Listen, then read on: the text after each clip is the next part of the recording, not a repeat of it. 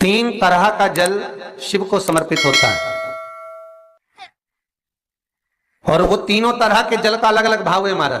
पहला जल सादा, घर से पानी लेकर गए, जल लेकर गए, शंकर को चढ़ाया, वो हमने घर का अपना एड्रेस बता दिया, भगवान शिव को जल चढ़ाकर अपने आनंद के लिए शंकर से कुछ प्राप्त कर लिया। दूसरा जल, जल के कलश में थोड़ा सा इत्र डालकर शंकर को जब समर्पित करते हैं तो महाराज घर में अगर कोई व्यक्ति बहुत रोगीला है, बहुत रोगीला, एक शिव महापुराण में, स्कंद पुराण में, नर्मदा पुराण में, भविष्य पुराण में, अग्नि पुराण में, नारद पुराण में, बरहा पुराण में, वामन पुराण में जितनी चीजें लिखी गई है एक एक प्रैक्टिकल कर देखो तो शिव महापुराण, स्कंद पुराण का यह भाव याद करिए कि एक लोटे पानी में इत्र मिलाकर, जल में इत्र मिलाकर, बहुत रोगीला व्यक्ति, बहुत बीमार व्यक्ति है, एक लोटा पानी उसका हाथ का स्पर्श कराकर शंकर को चढ़ाना प्रारंभ कर दीजिए। महाराज केवल 5 या 7 दिन चढ़ाओ और वो 7 दिन के बाद में उस बीमार व्यक्ति का क्रम देखिए कि उसमें कितना आराम लगा है। औषधि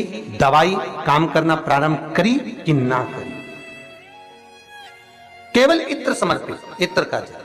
तो पहला जल सादा, दूसरा जल है इत्र का, और महाराज तीसरा जल जो शिव महापुराण के अंतर्गत कहा गया है बेल पत्र का जल। तीसरा जो जल है वो बेलपत्र का जल है। बेलपत्र का जल कैसा? तो महाराज शिव महापुराण की कथा कहती है कि जल के पात्र में एक बेलपत्र अंदर डालकर उस जल के पात्र को ले जाकर शिव को समर्पित करना, अर्थात अपनी मन की कामना भगवान शंकर से कह देना। केवल बेलपत्र के माध्यम, बोलना नहीं है हमको, कुछ हमें कुछ कहना नहीं है।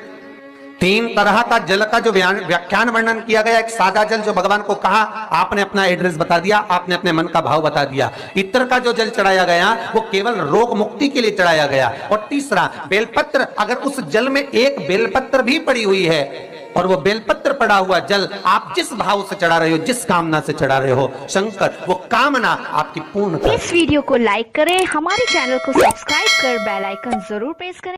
शास्त्र कहता है दूध चढ़ाने से घर में संतान की वृद्धि होती है। दही चढ़ाने से भगवान शिव के, अगर शिवलिंग पर हम दही चढ़ाते हैं उससे परिवार में प्रेम बढ़ता है।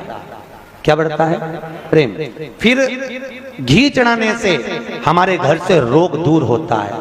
शहद चढ़ाने से, भगवान शंकर पर जो शहद चढ़ाया जाता है वो चढ़ाने से घर में संपदा की वृद्धि होती है। और 5वें नंबर पर भगवान को शक्कर, खांड जो आप जानते होंगे, शक्कर आदि पीसी हुई चढ़ा देने से, शिव जी को चढ़ाने से हमारे घर के बच्चे जिद्दी नहीं होते।